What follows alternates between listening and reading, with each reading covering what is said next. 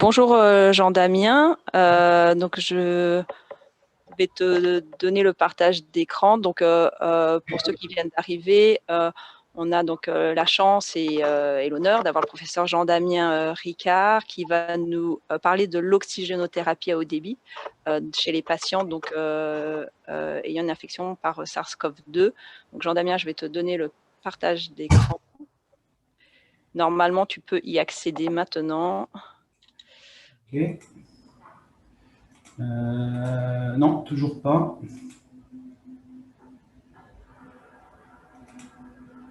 Essaye, là, normalement, c'est bon. Alors, un partage d'écran. Ouais, ce coup-ci, c'est bon. Alors, je vais le mettre en... J'arrive tout de suite. Je le mets en toc. Ok. Et du coup, c'est l'écran 2 que je vais partager. Non, c'est pas ça que je voulais faire. Voilà. Donc, en attendant, je réponds à une question. Quelqu'un me demande comment déconnecter le son de votre appareil. Normalement, vous n'avez pas de micro. Sinon, vous cliquez sur le micro en bas à gauche. Est-ce que c'est le bon écran que vous avez? Ou vous avez le... Oui, c'est très bien. Parfait. Ok. Donc, Jean-Damien, on te laisse la parole. Merci. Eh ben, merci beaucoup à Cécile et à Dominique de cette invitation donc, à vous faire cette présentation donc, qui va retracer un petit peu notre expérience de l'utilisation du haut débit au cours du Covid et puis vous donner quelques pistes sur comment est-ce qu'on a fait, comment on surveille et où est-ce qu'éventuellement on s'arrête. Je vais démarrer donc tout de suite. Donc, mes conflits d'intérêts en lien avec cette présentation sont le fait que Fischer & Paykel a remboursé des frais de participation à des congrès et Fischer & Paykel fournit ou met à disposition, plus exactement, parce que maintenant, avec la loi anti-cadeau, en fait, les appareils seront repris à la fin du PHRC. Mais donc, pour le moment, Fischer & Paykel fournit des RVO2 pour un PHRC multicentrique sur l'utilisation du haut débit au cours de l'insuffisance respiratoire aiguë hypercapnique. Donc le contexte, voilà, je ne vais pas être très original, hein, on est en plein dans cette deuxième vague et donc se pose évidemment la question de la gestion du traitement non invasif de SDR à Covid, avec quelques données sur l'Île-de-France. Vous voyez sur la diapositive donc le pic qu'on a eu au mois d'avril et puis on est de nouveau sur cette phase ascendante témoignant de la reprise de l'activité.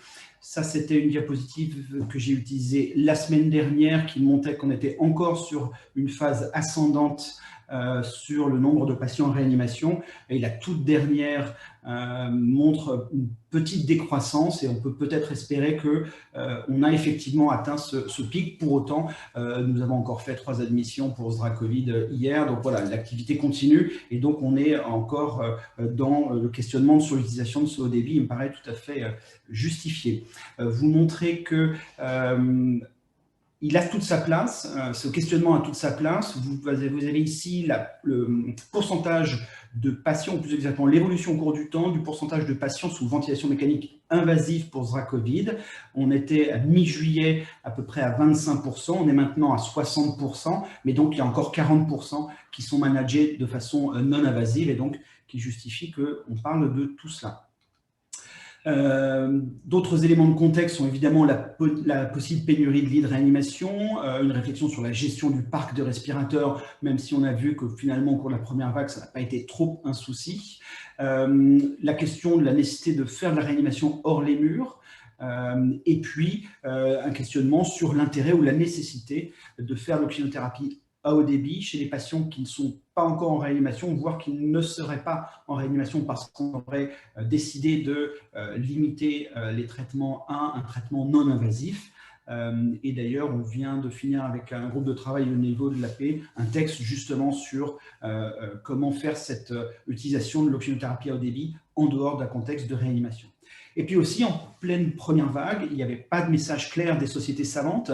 Je vous prends ici un tableau qui est extrait d'un papier de l'équipe de Nick Hill dans Chest, où ils ont colligé l'ensemble des recommandations des sociétés savantes qui sont parues au cours de la première vague. Et donc, on va se focaliser sur le haut débit et pas aborder la question de la ventilation non invasive. Et vous voyez qu'en dehors des Argentins qui recommandaient l'utilisation du haut débit, finalement, dans la plupart des sociétés savantes, il n'y avait pas de recommandation, voire au contraire une limitation de ne pas faire du haut débit. Les Irlandais sont également distingués en proposant le haut débit, mais pour les autres, c'était soit aucune recommandation, soit au contraire contre. Et puis, la SRLF, au mois d'avril, était encore sur une recommandation de ne pas faire de haut débit. La place et l'intérêt du haut débit dans une stratégie non invasive, finalement, on peut se dire qu'il y avait peut-être un air de déjà-vu, et que avait été écrit en 2011, une phrase qui, je ne sais pas si elle était visionnaire, mais en tout cas montrait que le haut débit pouvait avoir sa place. Donc, je l'ai dit avec vous, le haut débit pourrait être une thérapeutique intéressante en cas d'épidémie massive de détresse respiratoire aiguë. À l'époque, on pensait à la grippe, dans des situations de capacité de ventilation invasive limitée, voire dépassée. Et c'est Audrey Lecrèche qui avait retrouvé qu'en fait, c'est nous qui avions écrit cette phrase. Je l'avais oublié, donc je l'en remercie.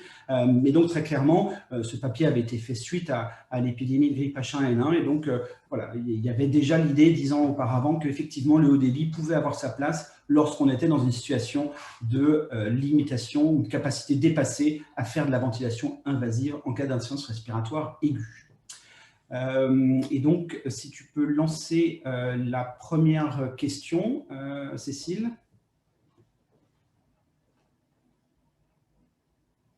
Et donc, si se pose la question du haut débit, c'est peut-être parce que l'oxygénothérapie conventionnelle n'offre pas toutes les garanties d'une prise en charge optimale.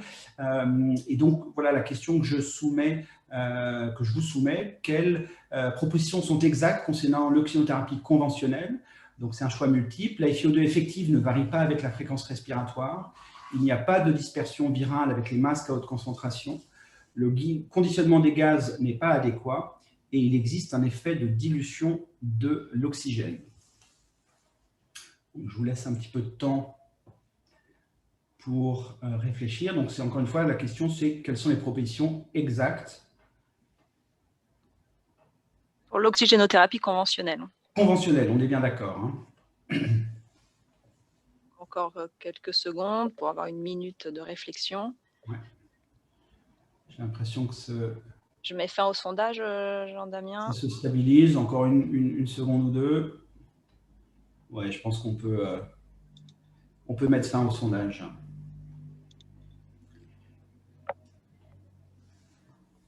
Donc là, c'est les résultats fixes. Ouais. Donc on va revoir avec vous. Donc vous étiez à peu près un tiers à penser que la FiO2 effective ne varie pas avec la fréquence respiratoire. Je vais vous montrer des données montrant que ce n'est effectivement pas tout à fait le cas. Il n'y a pas de dispersion virale avec les masques à haute concentration.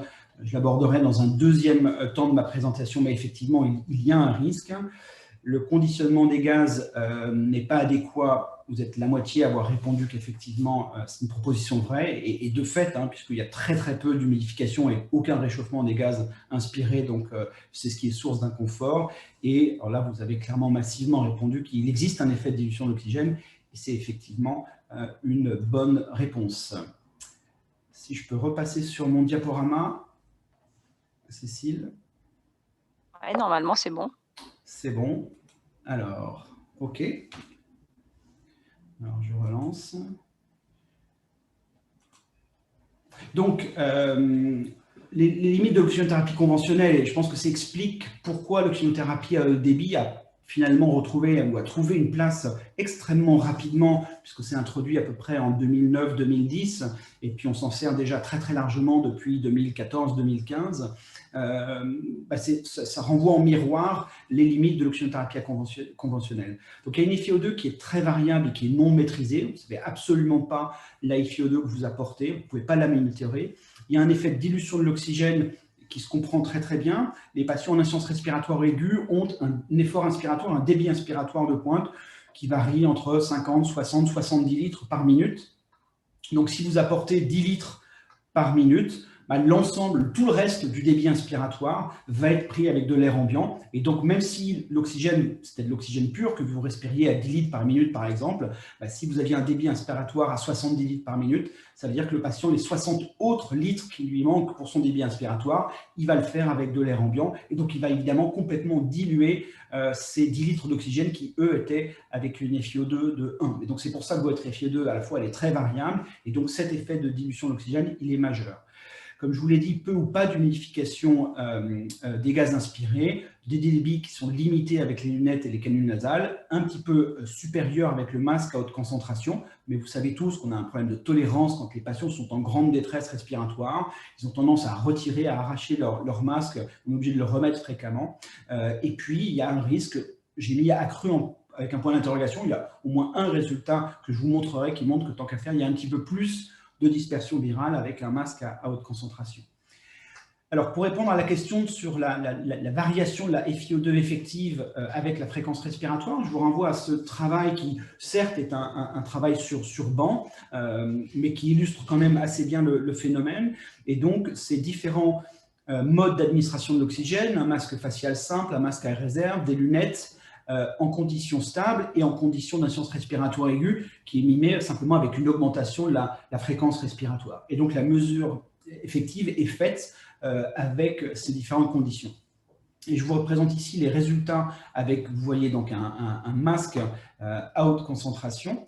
Et donc, vous voyez que si on passe de 10 de fréquence respiratoire jusqu'à 30 de fréquence respiratoire, vous avez une chute extrêmement importante. Quel que soit le débit d'oxygène que vous apportez, vous avez cette chute très très importante de la FiO2 effective et donc qui est fonction de cette fréquence respiratoire. Et nos patients, lorsqu'ils sont en détresse respiratoire et qu'on les a en réanimation, ils sont quand même plutôt entre 30 et 35 de fréquence respiratoire. Et vous voyez qu'on passe de 80 à plus de 60, 50 de FiO2. Et donc, très clairement, les dispositifs ne sont pas en mesure de faire face à une augmentation de la demande du patient en insuffisance respiratoire aiguë. Et je n'ai pas le temps de vous le montrer, mais on a des études similaires avec l'oxygénothérapie à haut débit qui montrent qu'au contraire, on a une FiO2 qui est parfaitement constante, quelle que soit la fréquence respiratoire ici du modèle ou du patient. Alors, qu'est-ce qu'on va attendre de l'oxygénothérapie à haut débit en réanimation au cours du SDRA? Il y a évidemment ce qu'on souhaite apporter au patient, donc c'est les bénéfices individuels du patient, et évidemment, lui, ce qu'il souhaite avant tout, c'est d'être soulagé de sa dyspnée et d'être amélioré en termes d'oxygénation, avec une réduction du travail respiratoire, du recours à l'intubation et, in fine, éventuellement, une réduction de la mortalité dans les cas les plus sévères. Et puis, il y a des bénéfices collectifs, on va dire, pour l'organisation des soins, pour le management du flux des patients. Et ça va être de retarder et encore mieux d'éviter le transfert en réanimation lorsqu'on peut le faire. Et puis, de façon plus générale, ça va être de faciliter la gestion du flux de patients. Encore une fois, on est dans un contexte épidémique avec un afflux massif, je ne parle pas de situation individuelle, où on va espérer de cette technique qu'elle puisse permettre une solution d'attente de façon à ce qu'éventuellement un lit de réanimation se libère, ou de permettre des dispatchings entre la réa et l'USC, voire dans des structures hors soins critiques, comme ça a pu être fait, et notamment à Vannes, encore une fois avec l'expérience des pneumologues. Et donc, comment est-ce que cette oxygénothérapie à haut débit va y parvenir à fournir ces effets attendus? Je vous renvoie à cette revue de la littérature que j'ai eu la chance de coordonner, qui est sortie dans Intensive Care Médecine il y a quelques semaines. Et donc, pour se concentrer sur les effets donc de l'oxygénothérapie à haut débit, avec quelques messages importants. Donc, le premier, c'est que, contrairement à l'oxygénothérapie conventionnelle, ce que je vous disais, ici, les gaz inspirés sont réchauffés et humidifiés, et donc on a vraiment un conditionnement qui est optimal, et ça, on sait que c'est un élément majeur et déterminant du confort du patient. À titre vraiment anecdotique, on a eu un patient là en septembre qui est resté 4 semaines complètes H24 sous oxygénothérapie à haut débit, à très fort débit, à forte concentration d'oxygène, sans aucun souci de tolérance. Vous savez qu'on a un effet de lavage de l'espace mort avec le haut débit, une meilleure adéquation entre les demandes du patient en termes de débit inspiratoire et donc du débit qu'on est capable de fournir, donc moins de dilution d'oxygène, donc une augmentation de la FiO2 effective. Et puis, le haut débit permet de générer une pression positive dans les voies aériennes, dont il a été montré qu'elle permet un certain degré de recrutement alvéolaire, modeste, mais qui existe et qui peut concourir à limiter le shunt intrapulmonaire et donc d'améliorer l'oxygénation. Ce recrutement donc améliore la compliance et finalement l'ensemble va concourir à une réduction du travail respiratoire et qui s'observe lorsqu'on voit un patient qu'on place sous oxygénothérapie à haut débit, à savoir une diminution de sa fréquence respiratoire, un pattern respiratoire plus calme et qui contribue évidemment au soulagement de sa dyspnée et donc de son confort.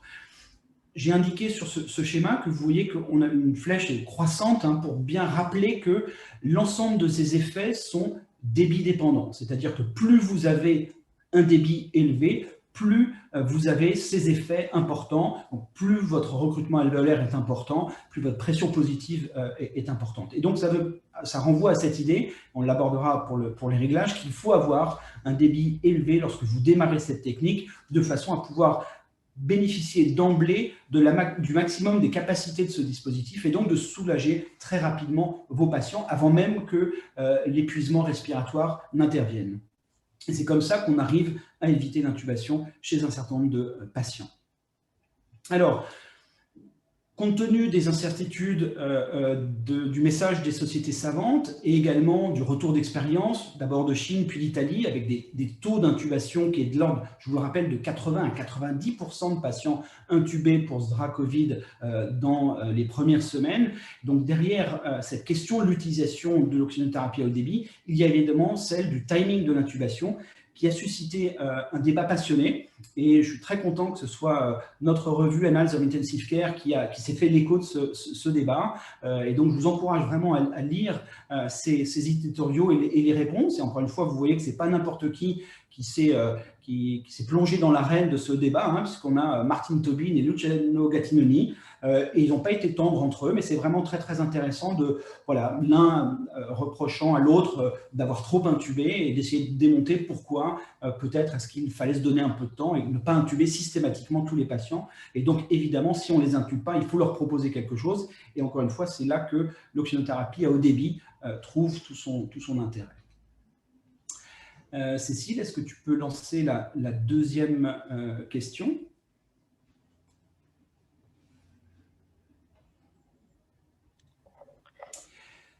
Donc, parmi les propositions suivantes, lesquelles pourraient justifier le fait de limiter l'utilisation de l'oxygénothérapie à haut débit au cours du SDRA Covid? Encore une fois, un choix multiple. Risque accru de dispersion virale, détérioration très rapide de l'état respiratoire, retard éventuellement préjudiciable à l'intubation et un risque potentiel de ce qu'on a appelé le Patient Self-Inflicted Lung Injury, le PSILI. Donc, c'est cet auto-entretien des lésions pulmonaires par la ventilation spontanée du patient. Donc, encore une fois, je vous demande ce qui pourrait justifier le fait de ne pas l'utiliser ou de limiter l'utilisation de l'OHD au cours du SDRA Covid.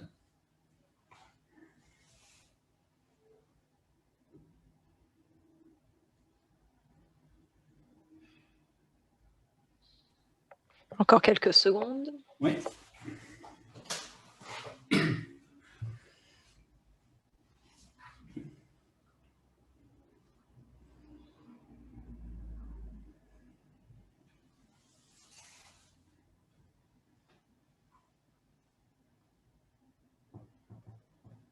Je pense que ça s'est à peu près stabilisé. Donc, je mets fin au sondage. OK. Et donc, les résultats vous montrent que vous êtes à peu près la moitié à avoir pensé qu'on pouvait avoir un risque accru de dispersion virale. Je vais vous montrer quelques données là-dessus. Très clairement, la question de la détérioration très rapide de l'état respiratoire a été sans doute à l'origine, et c'était le constat, que ces patients se détérioraient très vite, a été à l'origine de ce taux très, très élevé d'intubation. Peut-être aussi parce que dans ces pays-là, ou en tout cas, et en tout cas nous, c'est ce qu'on a constaté avec les premiers patients qui sont arrivés en réanimation, ils sont arrivés finalement relativement tard dans l'évolution de leurs symptômes, et peut-être qu'on n'a pas eu le temps chez eux d'utiliser une technique non invasive, mais en tout cas, vous avez été la moitié à le penser. Le retard éventuellement préjudiciable de l'intubation, là vous êtes une grande majorité à penser que c'est un élément qui justifie la limitation de l'OHD. Et puis, et ça va un petit peu dans le même sens, cette idée qu'il y aurait un risque potentiel de psyllie. Et là, vous êtes 64% à l'avoir mentionné. Donc, on voit très clairement au travers de vos résultats qu'effectivement, le débat reste entier sur cette utilisation. Mais on a, et je vais vous les montrer maintenant, quelques éléments pour penser quand même que la balance penche quand même en faveur de l'utilisation du haut débit. Je reprends mon diapositive. Donc, voilà l'autre formulation de la question. Et donc, sur le risque accru de dispersion virale, je vous encourage à revoir la présentation qu'avait fait Stéphane Herman à la SRLF au e-congrès en septembre. C'est très intéressant de se rendre compte que finalement, toutes les données ou la très grande majorité des données sur la dispersion virale au cours de l'oxygénothérapie à haut débit, de la ventilation non invasive et de l'oxygénothérapie conventionnelle, en fait, elles existaient avant même la pandémie. Et donc, on avait tous les éléments dans la littérature. Ils étaient là déjà depuis plusieurs années pour montrer qu'il n'y avait pas plus de dispersion virale avec le haut débit par rapport à l'oxygénothérapie conventionnelle ou la ventilation non invasive. Je vous prends juste deux papiers écrits par Stéphane Herman qui résument un petit peu ces différentes données. Et si on regarde ici, vous avez le débit d'oxygène qui est administré, enfin le débit d'utilisation des dispositifs, et ici la dispersion qui est mesurée en distance. C'est un très très beau papier qui est fait avec la fumée, une mesure de la fumée. Et vous voyez qu'à 60 litres par minute, on a 17 cm de dispersion avec un masque à haute concentration. À seulement 10 litres par minute, on est à 24 cm. Avec une Venturi, on est à 40 cm. Donc, clairement, on peut être rassuré sur le fait que le haut débit ne fait pas pire. Et on a même des arguments pour penser que le haut débit fait mieux, ou en tout cas, il y a moins de dispersion virale avec le haut débit qu'avec l'oxygénothérapie conventionnelle ou la ventilation non invasive. Et donc, encore une fois, ces données-là, toutes les références, vous pouvez aller les regarder, elles datent soit de 2019, soit même de 2011-2012. Et donc, encore une fois, on avait déjà toutes ces données pour savoir qu'on n'avait pas un risque accru. Et donc, c'est ce qui est repris, encore une fois, dans ce papier ou dans cette lettre publiée dans le Journal Bleu, encore une fois, par Stéphane Herman, qui montre clairement qu'il y a l'accumulation d'évidence contre le fait que le DEB puisse générer une augmentation du risque de dispersion virale. Et donc, il ne faut pas exagérer ce risque lorsqu'on le met en balance avec le fait d'intuber les patients. Donc, clairement, ça n'est pas un élément, il faut être vigilant, la question n'est pas là, mais ça n'est pas un élément pour récuser l'utilisation, voire même limiter l'utilisation de l'oxygénothérapie à haut débit. Après, donc, il y a toute cette question autour de ces patients se dégradent assez rapidement, c'est vrai. Il y a un retard éventuellement préjudiciable à l'intubation et le corollaire de ça, c'est que si on laisse les patients, ce retard préjudiciable pourrait être lié à cette existence de lésions induites par le patient lui-même au cours de cette ventilation spontanée. Et donc, notre expérience lors de la première vague de l'utilisation du haut débit dans le SRA-Covid, donc a été, donc tous les patients ont été colligés par Noémie Zuckman, qui est chef de clinique dans le service, et pour vous montrer que, voilà, je dois confesser que nous n'avons pas du tout suivi les recommandations, puisque nous avons administré le haut débit à tous les patients qui se présentaient en insuffisance respiratoire aiguë dans le service, en dehors évidemment de ceux nécessitant une intubation immédiate. Et donc, sur les 116 patients admis dans le service entre début mars et mi-avril, 32 n'étaient pas Covid, donc ne sont pas retenus dans l'analyse. 20 ont été intubés avant l'arrivée en réanimation, 2 ont refusé de participer. Et donc, tous les autres tous les autres ont eu de l'oxynothérapie à haut débit en première intention. Et donc, ça veut dire quand même que tous n'ont pas eu initialement le besoin d'un recours immédiat à l'intubation. Donc voilà, ce risque sur la dégradation très très rapide des patients, il a existé pour quelques-uns, mais certainement pas pour tous. Et donc, encore une fois, de mon point de vue, en tout cas, ça n'est pas une raison pour limiter l'utilisation du haut débit. Vous avez ici sur ce tableau caractéristiques de ces patients. Sans surprise, on a évidemment plus d'hommes que de femmes, un âge médian à 55 ans, on avait une population peut-être un tout petit peu plus jeune que dans l'ensemble des autres structures de réanimation, tous avec un surpoids, en tout cas une grande majorité avec un surpoids. Évidemment hypertendu et diabétique, mais vous voyez un tiers, pas pour tous. Et puis ce que je voulais souligner, ça a été rapporté dans plein d'autres études évidemment, le fait que très peu sont fumeurs.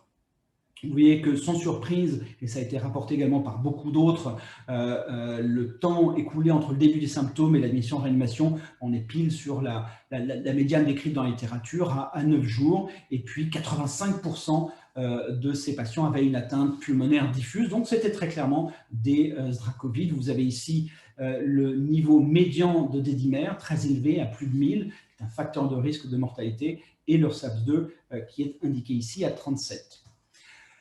Les valeurs, on va dire, respiratoires à l'initiation de l'oxygénothérapie à haut débit, sans surprise, et comme ça a été rapporté par beaucoup, des patients qui ne sont pas si polypnéiques que ça, à 25 en médiane, une saturation à 96% sous 80% de FiO2, avec sur le gaz du sang réalisé sous ces paramètres, une PO2 qui est inférieure à 80. Donc je crois encore une fois que cette population est une vraie population de SDRA Covid. Un débit médian utilisé initialement de 50 litres par minute et l'index ROX sur lequel je vais revenir à l'initiation était de 4,6. On peut le trouver un petit peu élevé. Il faut se rappeler, et j'y reviendrai, que le dénominateur, c'est la fréquence respiratoire, et comme elle est significativement plus basse que celle qu'on a l'habitude de voir chez les patients d'insuffisance respiratoire aiguë hypoxémique, ce n'est pas surprenant que finalement cette valeur soit un petit peu plus élevée que celle qu'on a pu avoir par la suite. Et donc, quel a été le devenir de ces patients traités en première intention par l'oxygénothérapie à haut débit? Il y en a un tiers, 21 patients, qui n'ont pas eu besoin d'être intubés, qui sont sortis vivants de réanimation, et puis les deux tiers ont été intubés. Donc, encore une fois, le haut débit, ça n'est pas la panacée, mais si ça permet d'éviter l'intubation chez un tiers des patients, lorsqu'on sait les conséquences de cette intubation, je pense qu'il est légitime d'utiliser et de proposer cette technique, tout en sachant qu'effectivement, elle ne permettra pas de traiter tous les patients. Quant au risque de retard à l'intubation, le temps médian, en tout cas dans notre série et dans notre expérience, le temps médian de l'utilisation de l'oxygénothérapie à haut débit avant intubation est de 10 heures. Donc, je pense que c'est relativement court et donc, encore une fois, sans avoir de certitude, mais on peut penser qu'on n'a sans doute pas prolongé exagérément la durée de cette ventilation spontanée sous EHD et donc pas pris de retard à l'intubation de ces patients. Je vous rappelle que dans le papier qui a suscité beaucoup de débats, hein, qui est l'étude de Kang en Corée du Sud dans Intensive Care Medicine, où ce papier qui montre très clairement une surmortalité très importante lorsqu'on a un retard à l'intubation des patients qui sont traités sous oxygénothérapie à haut débit. Il avait séparé sa population en deux groupes, les intubations précoces et les intubations tardives.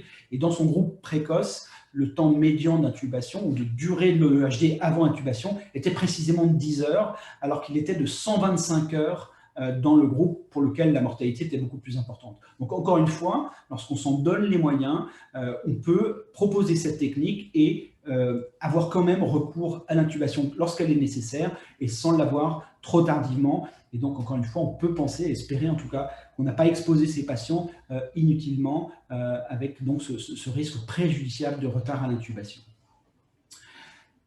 Et comme élément pour renforcer ce sentiment, il y a évidemment cette formidable étude COVID-ICU qui vient d'être parue dans Intensive Care Medicine. Vous voyez plus de 4200 patients qui sont colligés. Et ce qui est très intéressant dans ce travail, c'est de voir l'évolution des techniques de prise en charge au cours du temps. Donc, je vais voir avec vous cette diapositive. Donc, vous avez 4 codes couleurs qui sont les différentes périodes. Hein, donc, avant le 15 mars, en marron clair, vert pour la deuxième quinzaine de mars, en bleu pâle pour la première quinzaine d'avril et en mauve pour la deuxième quinzaine d'avril. Et donc, vous voyez très clairement qu'il y a une augmentation de l'utilisation de l'oxygénothérapie à haut débit au cours du temps et au prix d'une décroissance de l'oxygénothérapie conventionnelle. Un petit effet, mais beaucoup moins important sur la ventilation non invasive. Et finalement, sans surprise, ou en tout cas, ça montre bien que l'oxygénothérapie a permis d'éviter dans un certain nombre de cas l'intubation. C'est, vous voyez, la proportion de patients intubés à J1 de leur admission en réanimation a diminué et ça se retrouve avec la proportion globale de ventilation mécanique invasive au cours du temps qui, elle aussi, diminue. Et comme argument, et ça n'est pas un lien direct de causalité, mais c'est en tout cas un argument, je trouve, assez solide pour montrer qu'effectivement, cette utilisation de l'oxygénothérapie à haut débit n'a pas aggravé le pronostic des patients, donc il n'y a pas eu de psyllie et de retard à l'intubation, c'est que vous voyez qu'au cours du temps, la mortalité a considérablement diminué. Alors, il y a évidemment d'autres causes et d'autres raisons à cette amélioration du pronostic, meilleure utilisation des corticoïdes, meilleure utilisation des anticoagulants, mais on peut penser que si vraiment l'oxygénothérapie à haut débit avait été délétère, sans doute est-ce que nous aurions vu cela sur les chiffres de mortalité. Et donc, on a, comme c'est indiqué ici, une augmentation sensible du recours à l'oxygénothérapie au cours du temps dans cette première vague, et ça s'accompagne, sans pouvoir dire que c'est lié, mais ça s'accompagne avec une baisse de la mortalité qui est quand même très importante, de 42 à 25%. D'autres équipes ont également montré un meilleur pronostic des patients sous oxygénothérapie à haut débit par rapport à ceux qui ont eu besoin d'une ventilation invasive.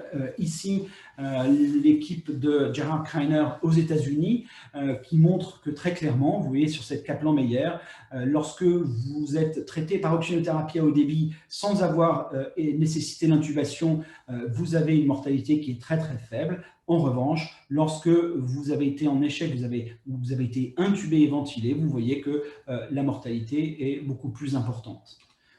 Autre illustration ici en provenance d'Afrique du Sud, un collectif acceptable de patients, près de 300 patients qui sont traités en première intention par oxygénothérapie à haut débit. Lorsque vous avez un succès de la technique, et ici est observé chez un pourcentage plus important que de notre série, pas loin de 50%, mais à ce moment-là, votre mortalité est extrêmement faible, de l'ordre de 1%, ce qui n'est pas le cas lorsque vous êtes en échec et vous n'avez nécessité d'une intubation et une ventilation mécanique invasive. Donc, on a des éléments concordants pour montrer que l'oxygénothérapie à haut débit peut être bénéfique au cours du SDRA Covid. J'aimerais également présenter ce travail, une combinaison des équipes de Tenon, de la Pitié, de Boulogne et de Saint-Louis. Donc c'est Alexandre Demoule, Antoine Verbaron, Elia Zoulet, Manuel Fartou qui ont colligé leurs données. Donc c'est près de 380 patients qui sont admis en réanimation, donc dans ces 4 réanimations. Et ce qui est très intéressant, c'est que ces 4 structures avaient des pratiques très très différentes. Et donc lorsqu'ils ont colligé leurs résultats, ils ont pu avoir à la fois des patients qui ont été traités par haut débit et d'autres qui avaient d'autres techniques, l'oxygénothérapie conventionnelle, un petit peu de ventilation non invasive. Et donc, vous avez à peu près 40% des patients qui avaient été traités par oxygénothérapie à haut débit dès les 24 premières heures de leur admission, contre 233 qui n'en avaient pas reçu. Et en faisant un score de proportion et en appariant les patients dans ces 2 cohortes, ils ont pu montrer que l'oxygénothérapie à haut débit était associée à une moindre proportion de patients qui nécessitaient l'intubation à J28, comme vous le voyez illustré ici sur cette diapositive. Il y avait un tout petit signal sur la mortalité, mais qui n'était absolument pas significatif. Mais très clairement, en tout cas, ces résultats corroborent le fait que, oui, on peut utiliser l'oxygénothérapie à haut débit en première intention et que, tant qu'à faire, ça évite le recours à l'intubation pour un certain nombre de patients. Et donc, je pense que clairement, on a ici suffisamment d'arguments pour penser qu'il faille le proposer en première intention. Les bénéfices en dehors du SDRA Covid ont largement été démontrés. Il suffit de renvoyer à l'étude Florali de Jean-Pierre Frein. les bénéfices collectifs sur la gestion du flux de patients commencent à arriver. On a quelques signaux positifs. Et puis surtout, sans qu'on ait forcément de résultats publiés, mais clairement, toutes les enquêtes d'incidence, en tout cas qui ont été faites, puisque par exemple à l'AP, on a suivi toutes les contaminations des soignants, tant qu'à faire, il y avait plutôt moins de soignants contaminés en réanimation que dans les autres secteurs de soins. Et donc, c'est un élément indirect pour penser qu'il n'y a pas eu de sur-risque d'exposition et donc de contamination des personnels dans les services où l'oxygénothérapie à haut débit a été très largement utilisée. Attention à ce que, évidemment, lorsqu'on fait cette technique, éventuellement en dehors de réanimation, on ne se retrouve pas avec plus de patients qui sont à risque d'intuber, qu'on ne serait pas en mesure de prendre en charge en réanimation, mais ça c'est plus pour un aspect de logistique et donc d'utilisation de l'OHD hors les murs, donc on sort un peu du cadre de cette présentation. Et puis, dans certains sites hospitaliers, clairement pas dans tous, mais dans certains, il y a pu avoir des problèmes d'administration d'oxygène lorsque plusieurs patients sont sous OHD. Il suffit de faire passer votre ingénieur biomède avec les services techniques pour s'assurer qu'effectivement, vous êtes en mesure d'assurer un débit constant d'oxygène dans vos fluides médicaux. Et donc, pour aborder maintenant la question de comment surveiller ces patients, donc j'aimerais donc j'ai déjà abordé la question du score ROX. Et donc, c'est Oriol Roca, notre collègue réanimateur de Barcelone, donc, qui nous avait invité à partager nos données sur les patients en échec d'oxygénothérapie à haut débit dans nos premiers travaux, et qui avait, donc ensemble, nous avions identifié cet ensemble de paramètres, et donc cette division de la saturation par la FiO2, elle-même divisée par la fréquence respiratoire. J'avoue que ce n'est pas forcément le plus simple, mais c'est comme ça qu'on avait construit le score. Et l'avantage de ce score, c'est que d'abord, il est purement clinique et qu'il a en fait l'avantage de combiner les trois principaux paramètres de surveillance respiratoire d'un patient, la fréquence respiratoire, la saturation pulsée en oxygène et la fraction inspirée en oxygène. Donc, il combine ces trois éléments en une seule valeur. Et donc, voilà, on n'a pas à réfléchir à chacune des trois. On a une donnée sur laquelle on peut baser notre raisonnement. Et dans ce travail, on avait pu montrer que lorsque cette valeur du ROX était supérieure à 4,88 à la 12e heure, à ce moment-là, on arrivait à distinguer très clairement une proportion de patients qui étaient beaucoup moins à risque d'intuber que les autres, comme vous le voyez sur cette Kaplan-Meier ici, avec la probabilité cumulée d'être intubé.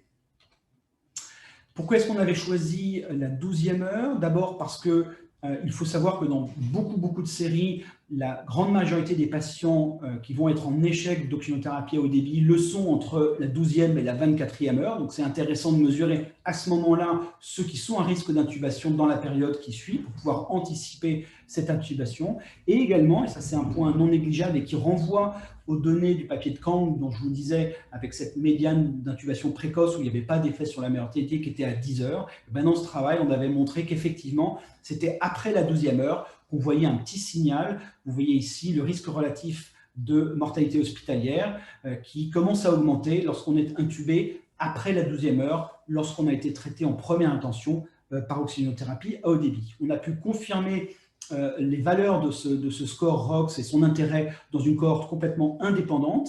Donc, on a confirmé l'intérêt du ROX à la 12e heure avec une valeur supérieure à 4,88, mais on a également montré que lorsqu'on avait une valeur inférieure à 3,85, là, on arrivait ici à discriminer une population de patients à très fort risque d'intubation. Encore une fois, comme vous pouvez le constater ici, tous les patients finissaient par être intubés. C'est une évaluation qui est dynamique, hein, ce score, vous pouvez le répéter, j'ai envie de dire, autant de fois que vous voulez, et très clairement, la philosophie derrière, c'est que si le ROX augmente, plus il augmente, plus vous vous éloignez du risque d'intubation. À l'inverse, s'il ne varie pas, ou au contraire, s'il décroît, à ce moment-là, très clairement, vous avez un plus grand risque d'intubation.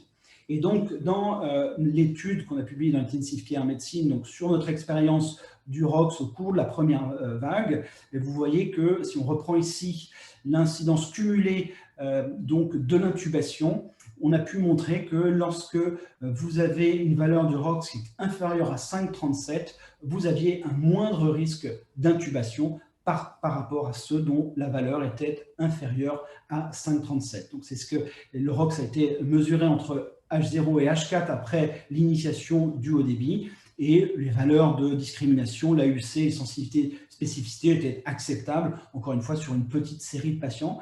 Ce qui est très intéressant, c'est que on reste comme valeur de 5,37 qui est tout à fait dans le range des 4,88 qu'on avait trouvé dans, dans nos premiers papiers. Pourquoi est-ce qu'il y a une valeur un petit peu supérieure? Je vous renvoie à ce que je vous ai dit tout à l'heure sur le fait que globalement, les patients Covid ont une fréquence respiratoire un petit peu abaissée, plutôt aux alentours de 25, alors que dans nos papiers, ils sont plutôt aux alentours de 30.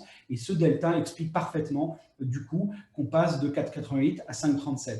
Ce qui est également intéressant, c'est que d'autres équipes aux États-Unis, en Angleterre, les papiers sont soumis, sont en cours de reviewing, ont trouvé des valeurs très très proches, aux alentours de 5, comme valeur discriminante du risque d'intubation. Et donc, c'est toujours très intéressant de voir que d'autres équipes dans d'autres continents qui appliquent le même score trouvent des valeurs tout à fait similaires.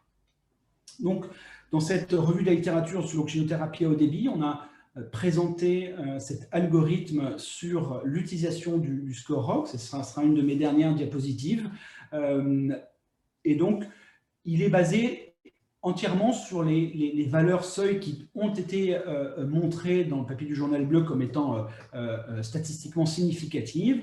Et donc, on proposait 3 évaluations du score à 2, 6 et 12 heures dans cet algorithme. Vous pouvez évidemment modifier un petit peu les horaires de mesure. C'est simplement ces seuils à ces valeurs-là qui ont été démontrés dans notre précédent papier. Et donc, en fonction du score, soit on conseille l'intubation, soit on propose d'augmenter les paramètres du haut débit s'ils ne sont pas encore au maximum et on se donne une demi-heure de réévaluation, ou à l'inverse, si on est largement au-dessus des seuils, à ce moment-là, on continue le monitoring et donc on vous accompagne sur ces 12 premières heures avec ces différentes valeurs. On a déposé un PHRC national pour essayer de valider cet algorithme. En conclusion, je pense qu'à la lumière des différents résultats, mais également, il ne faut pas oublier tout ce qu'on a fait avant, il n'y avait pas de raison d'imaginer qu'il fallait faire très très différemment sous prétexte que c'était le Covid. L'oxygénothérapie doit être proposée en première intention d'un SDRA Covid qui évidemment ne présente pas de critères d'intubation immédiate. La surveillance clinique stricte, évidemment indispensable. Ces patients, ça a été montré, peuvent se détériorer très rapidement, mais encore une fois, ce n'est pas un argument pour ne pas tenter l'oxygénothérapie à haut débit. Elle permet d'éviter l'intubation entre un tiers et on va dire la moitié des cas. Ça dépend évidemment du case mix et de la sévérité initiale du patient. Cette surveillance clinique, elle peut être, c'est évidemment pas une obligation, mais elle peut s'aider de la surveillance du score ROX avec les seuils que je vous ai donnés. Je pense qu'il faut vraiment le réaliser plusieurs fois par jour. Lorsque vous faites du décubitus ventral vigile à vos patients, c'est très intéressant de regarder la variation de ce score entre décubitus dorsal et décubitus ventral. Vous allez voir souvent des augmentations assez considérables du score. Donc, ce sera un élément pour vous dire ce patient est répondeur, donc ça vaut le coup de lui proposer à plusieurs reprises de faire du décubitus ventral vigile. Et puis, très clairement, si vous avez une stagnation ou une baisse à plusieurs reprises du score, à ce moment-là, je pense que ça doit inciter l'intubation. Notre retour d'expérience, c'est pour les quelques patients pour lesquels, malgré un score ROX qui était défavorable, parce qu'encore une fois, on se disait quand même, ce patient, il donne le change, il a l'impression d'être pas si mal que ça. La plupart du temps, dans les heures ou un jour ou deux qui ont suivi, le patient a fini par être intubé. Encore une fois, c'est un retour d'expérience, ça ne vaut pas vérité absolue. J'aimerais remercier l'ensemble des équipes de Louis Morier, Noémie Zuckman et Jimmy Muller qui nous ont permis de faire ce travail, et puis avoir une pensée et des remerciements pour l'ensemble des renforts, à la fois infirmiers, soignantes, internes, médecins, qu'on a eu lors de la première vague, sans lesquels nous n'aurions pas pu y faire face. En tout cas, ici à Louis Morier, j'ai listé les principales villes desquelles sont partis ces soignants, et je les en remercie. Merci de votre attention. Merci beaucoup, Jean-Damien, pour cet exposé extrêmement complet et clair. Est-ce que vous avez des questions? Donc, posez-les par le système soit questions-réponses, soit le chat. Ce que je vous propose, c'est de commencer par les questions, donc en attendant que certaines soient posées. est-ce que vous avez comparé fréquence respiratoire versus ROX? Ce que je veux dire, c'est qu'en fait, bon, la fréquence respiratoire est un paramètre qu'on a sur nos surveillances, sur nos feuilles de surveillance, qui est peut-être un peu moins compliqué, un peu plus simple à avoir. Et donc, est-ce que vous avez comparé la sensibilité de la fréquence respiratoire chez les patients sous OHD? Oui, alors on l'a fait dans les 2 premiers papiers de validation du ROX, où très clairement, il n'y avait pas de différence. Enfin, la fréquence respiratoire faisait moins bien que le ROX. Alors, pas forcément de façon majeure, mais clairement, le ROX avait des performances plus importantes que la fréquence respiratoire. Et on voit très bien qu'on a été quelque part piégé par le Covid. C'était cette fameuse, voilà, cette hypoxémie heureuse ou hypoxémie silencieuse, où on avait des patients profondément hypoxémiques et la fréquence respiratoire, elle, n'aurait jamais conduit à intuber ces patients. Le ROX, à l'inverse, puisqu'il intègre les 2 autres paramètres de FiO2 et de saturation, aurait peut-être ou alerte peut-être un peu plus précocement. Il y a eu un travail de l'équipe de Tenon et de Lariboisière où ils montrent que la fréquence respiratoire, tant qu'à faire, fait un petit peu mieux le ROX. Simplement, ils se sont autorisés des objectifs de saturation qui sont de l'ordre de 8 points. Donc, c'est évident que, voilà, avec une telle fourchette, on n'a plus du tout la même stratégie en termes de ventilation si on accepte 92 ou 98%. Donc, je pense que là, ça, c'est un des biais majeurs de ce résultat et qui explique le fait qu'eux n'aient pas trouvé de supériorité du ROX. Jean-Damien, il y a plusieurs questions pour toi. Il y a Yann Lan qui demande comment vous alimentez vos patients sous OHD. Et puis, il y a une autre question, peut-être répondre aux 2 dans la suite. Guillaume Thierry qui demande quelle est ta position sur l'OHD dans les services de pneumo? Alors, sur la première question, je vous avais raconté de façon très anecdotique ce patient qui est resté 4 semaines sous oxygénothérapie au débit. Il était en 100% de FiO2 à 68 minutes pendant quasiment tout ce temps-là. Et il était au fauteuil, il buvait, il mangeait, il conversait avec sa famille. Donc, il n'y a aucune difficulté pour alimenter ces patients sous OHD. On n'a pas un geyser d'eau lorsqu'ils avalent un verre d'eau. Voilà, c'est un petit peu bluffant, mais c'est comme ça simplement parce que les flux anatomiques ne se croisent pas et on n'a pas de difficulté avec ça. Pour la question de l'utilisation de l'oxygénothérapie à haut débit en soins, en dehors des soins critiques et notamment en pneumologie, donc je vous renvoie à un texte qu'on vient de finir avec les 2 collégiales d'Île-de-France d'anesthésie réanimation et de médecine intensive réanimation. Il sera, et on vient d'en discuter ce matin même, on a évidemment dit qu'il serait à la disposition de tout le monde. Et donc, on aborde 3 secteurs, la gériatrie, les maladies infectieuses et la pneumologie. Notre sentiment, c'est que il ne faut pas, enfin, en tout cas, il faut savoir dans quel contexte on est. Soit on est dans un contexte où on n'est pas encore dans un système complètement saturé et où il n'y a plus de capacité de réanimation. Et si on est dans cette situation-là, notre sentiment, c'est que pour qu'on ne prenne pas de risque avec les patients, ils doivent bénéficier autant que faire se peut de cette technique en soins critiques, en unité de surveillance continue ou en réanimation. Mais que dès lors qu'on est dans une situation de saturation complète des lits de réanimation, alors on peut proposer cette technique dans les autres secteurs, à condition d'abord que, avec le patient, la famille et les médecins, on soit bien d'accord sur oui ou non ce patient, s'il est en échec d'OHD, sera intubé ou pas. Il faut que ça soit clairement décidé avant de démarrer cette technique. Il faut que le personnel ait été formé. Il faut, et ça j'en faisais allusion, que les services techniques s'assurent que, par exemple, dans une aile de médecine, vous pouvez avoir 4 patients d'un coup sous OHD et de s'assurer qu'il n'y a pas de difficulté d'approvisionnement. Mais que dans cette situation donc, de dépassement du capacitaire de réanimation, oui, il faut pouvoir proposer l'oxygénothérapie à haut débit.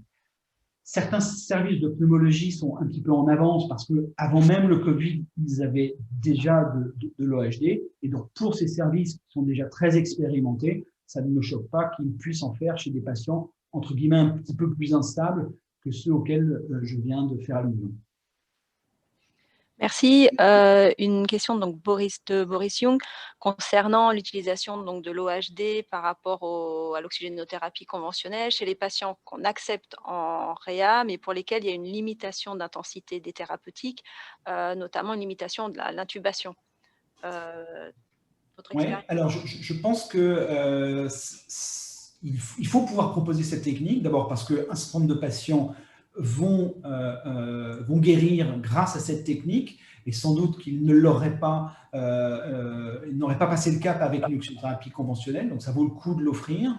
Je mettrais, non pas des bémols, mais en tout cas 2 alertes sur le fait que tout dépend un petit peu de votre parc de dispositifs d'OHD. Il ne faudrait pas immobiliser trop longtemps un dispositif pour un patient dont le pronostic est moins bon que pour quelqu'un pour qui on irait un petit peu plus loin dans la réanimation. Voilà. Mais donc, si on a un parc suffisant, oui, il faut proposer cette technique, même chez des gens pour lesquels on a décidé de pas intuber. Et l'autre aspect et l'autre écueil, c'est d'éviter, et on en a été, nous en font l'expérience, c'est pour ça que j'en parle avec ce patient qu'on avait décidé de ne pas intuber, mais qui du coup est resté 4 semaines sous HD. Pendant ce temps-là, encore une fois, et ça reboucle sur mon premier argument, on immobilise un dispositif. Donc je pense qu'il faut se donner un délai, je ne sais pas si ça doit être 5 jours, 6 jours, 1 semaine, au-delà duquel on a décidé qu'on ne prolongerait pas la technique si jamais le patient ne s'améliore pas. Là, encore une fois, pour ne pas immobiliser trop longtemps un dispositif. Merci beaucoup, Jean-Damien. Il y a 2 questions qui se rapprochent ensuite. C'est finalement, quels sont les critères respiratoires d'intubation pour vous? Et également, dans toutes les études que tu as montrées sur l'élaboration du ROX, quels étaient les critères d'intubation? Est-ce que c'était des critères qui étaient prédéfinis au départ sur des paramètres X ou Y, ou c'était laissé à la charge du clinicien? Donc, c'était des paramètres qui étaient laissés à la charge du clinicien. Donc, c'était les soins courants, soins standards, ce qu'on appelle le standard of care. Et bien évidemment, alors, a fortiori dans la première étude, puisqu'on a rétrospectivement identifié ce ROX. Donc, évidemment, les cliniciens n'étaient pas au courant de sa valeur. Et dans l'étude prospective qui a confirmé donc ces valeurs du ROX, les cliniciens n'étaient pas au courant de la valeur du ROX lorsqu'ils décidaient de l'intubation des patients. Donc, c'est vraiment indépendamment des critères d'intubation. C'était vraiment laissé à l'appréciation de l'habitude des équipes. Et dans le PHRC qu'on a proposé, le bras contrôle sera, avec l'algorithme que je vous ai présenté, le bras contrôle sera le standard of care, encore une fois, pour ne pas induire de biais dans le management de ces patients. Donc finalement, les critères d'intubation, pour toi, ne changent pas par rapport à des critères d'intubation habituels? Pour les patients Covid? Covid sous OHD, oui. Une des difficultés, et je l'ai un petit peu abordé dans la présentation, encore une fois, c'est que, mais ça n'est qu'un retour d'expérience et ça n'a évidemment pas valeur de preuve, mais voilà, on a l'expérience de quelques patients pour lesquels cliniquement on n'avait pas envie de les intuber parce que voilà, ils étaient finalement pas beaucoup plus graves que ce qu'ils étaient 2 jours auparavant. Moi, fait quand même en 68 minutes, 80-90% des FiO2. Mais le score ROX nous indiquait une intubation. Ces quelques patients, voilà, c'est peut-être une petite dizaine de patients, ont finalement été intubés.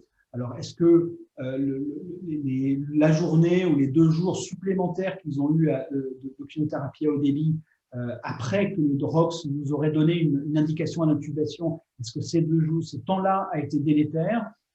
Encore une fois, ça n'a pas valeur de preuve. Pour quelques patients, on a le sentiment, lorsqu'on a fait un scanner thoracique après 2-3 jours de ventilation, on a eu le sentiment d'avoir voilà, des lésions pulmonaires extrêmement étendues avec beaucoup de cavités dans lesquelles on se dit que peut-être cette ventilation spontanée a été peut-être un petit peu trop longue. Mais encore une fois, voilà, ça n'est que du retour d'expérience, mais ça va un peu dans l'air de ces lésions induites par la ventilation spontanée.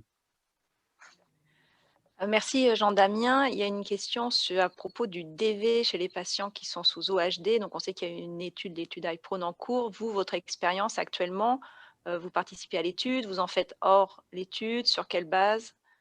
On le propose donc de le faire à tous les patients. Donc on a participé à l'étude dont les inclusions sont interrompues et voilà, on propose à tous les patients qui veulent bien se mettre. Alors certains ont des temps qui sont relativement courts, de 45 minutes, 1 heure.